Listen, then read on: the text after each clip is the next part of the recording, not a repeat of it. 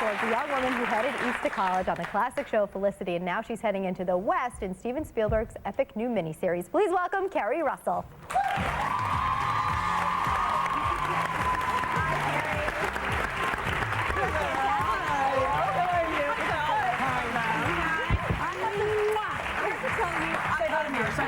Say hi. How are you? I love you back. I love you so much. Just what you were saying about the clothes. Yeah. And I mean, I've had to do this whole week of press for, when you do something, they make you do all these, different interviews. And I cried yesterday. I was like, I don't know what to wear. I don't have fancy clothes. Right. And you have to look a certain way. And so I wore just my regular clothes. But it's good for people to know that even you, beautiful you, still feels like you don't look good enough. You never feel like you look good enough. I know. And so you just have to go with what you are. And you look adorable. You do. It works, it works for you. Thanks, guys. Thanks a lot. Yeah. I'm working on that.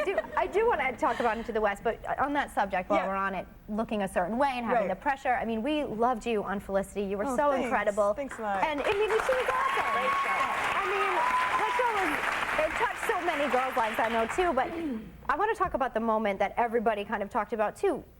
Your hair went away. You cut your hair, and all of a sudden it got this unbelievable media attention. It was like the world stopped because you cut your locks off. It must have been a really a slow news week or something. Did you even expect, when you were cutting the hair, did you think, okay, people are going to react to this? Because obviously well, no, I mean, it was part of the show, which I thought was a really normal college girl thing to do. She breaks up with her boyfriend, and then she, cuts all her hair off. Like cathartic, like I'm just going to be free. But for some reason, people thought I did it, which was like just in the summer. Yeah. I decided, cut my hair, I'm crazy. Yeah, I did it. Remember my crazy hair? Yes, I loved your crazy hair. I shaved it off, and it was yes, like a but it was like shaved on the side. Yeah, that's crazy. Cool. I haven't shaved in the back still, look. Really? See? You like Well, just because I get so sweaty now, always. Yeah, And I, so sweaty, so hot. Yeah, and I put it up with a t-shirt sleeve called a hat it. When you've had it, you just cut off a t-shirt sleeve, put it on, and you look like Bon Jovi with a bandana. Who doesn't want to look like Bon Jovi? Yeah, me. It looks good, and it's very comfortable. I think it would work as a fashion thing. You done it today. I heard that they're still mad at you, some people. Yeah, Is that some true? people come up to to me this on the day, street. your hair's back now. I actually had a woman come up to me at a mall and say, "You were so pretty before you cut your hair." That's obnoxious. They're obsessed with your hair. Thanks. And how are you supposed to respond Yeah, to what that? do you say to that? Get a life. Thanks a lot. I know you're having Madonna tomorrow. When we did League of Their Own, she had her hair black. Yeah. And it was sort of my first movie, and I had never really been around anyone that famous. And walking down the street with her, people would say, "Hey, your hair looks better blonde," like right to her face. Yeah. And I was like going, how do you deflect that kind of energy It's coming weird. out? She would say, like, she would give him the finger or something. That was before she got the Kabbalah, so now she would do that. Yeah, exactly. Now she would just give him a snarky look and think bad things. But people really did say things to her. No one said anything to me with that crazy hair because I think I looked a little insane. They were afraid. Cool. Well, people actually would have liked to talk to you when Felicity went off the air in 2002, but you sort of disappeared. Where did you what'd you go? do? I love that though. I just needed to kind of take a break for a bit, and I moved to New York and just, I had mattresses on the floor. I brought a suitcase full of clothes, 2 boxes of books. And That's it? That's all I brought. And I just hung out and saw my girlfriends and had dinners and read books all day. No one moves to New York to de-stress. You know what? New York is I love living here so much. I love living here. It's such a great place. I spend a lot of time alone, and it's a great place you can be alone, but surrounded by people, too. It's so funny, even in this city, you can absolutely feel alone. On the surrounded by subway, it's you're true. alone and surrounded by molesters. Was it because did you feel that the success was sort of instantaneous for you and it was kind of overwhelming? Yeah. I guess so, and I You were think young. it was also just 22. work. I don't know. When you're the lead of a show, although it's such a great experience, it's a full-time job, and I think I've been working since I was about 15, so I think I just needed to be a kid. Sure. And Yeah. not wake up at 6 and be, responsible and Right. Absolutely. I think I For just needed 18 to- hours a day. Yeah. So we are very glad you're back, and with Steven Spielberg, no less, in this Yeah. wonderful epic Into the West. We have a clip. Can you set it up for us? Sure. Explain what we're looking at. I play a woman making the westward journey, and in this big pioneer wagon train. It's the early 1800s, is it? Yeah, 1830s, and I think this is after the Cheyenne have attacked our wagon. Okay. How are you called? Naomi Wheeler. Guthrie, Mrs. Skate Guthrie, who's my husband. Your warriors killed him. He too has lost a loved one. Come. Nocha. Nohin, no en ha-ham. Tashi hevayo. You will now be called 5 horses. Thank you kindly.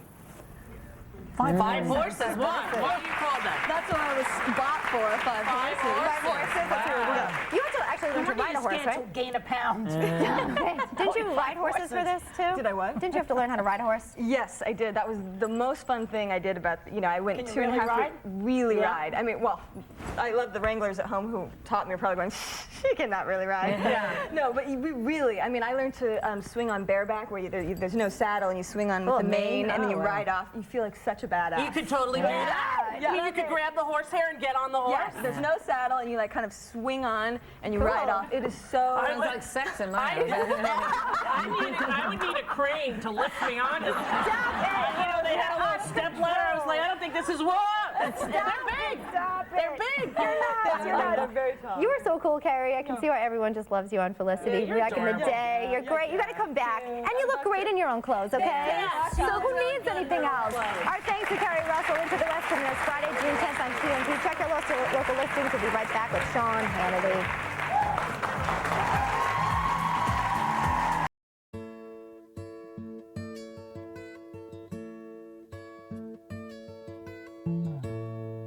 You sheltered me from harm, kept me warm, kept me warm.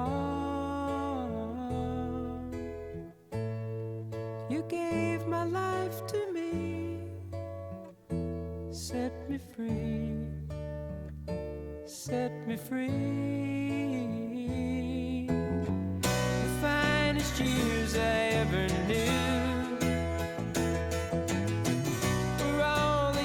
I had with you, and I would give anything I own, give up my life, my heart, my home.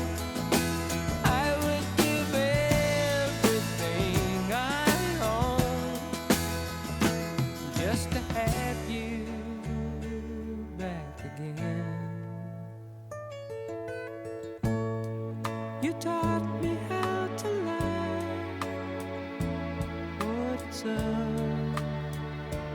what it's up.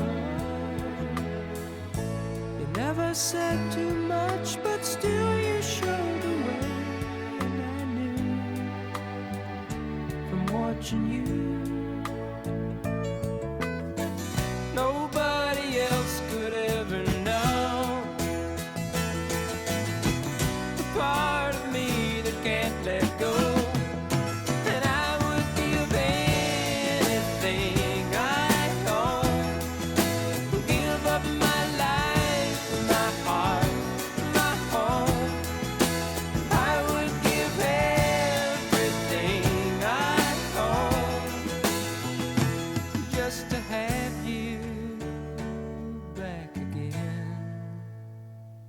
Is there someone you know, you're loving them so, but taking them all for granted? You may lose them one day, someone takes them away, and they don't hear the words you long to say. I would give anything I own, give up my life, my heart, my home. I would give everything I own just to have you back again, just to touch you once again.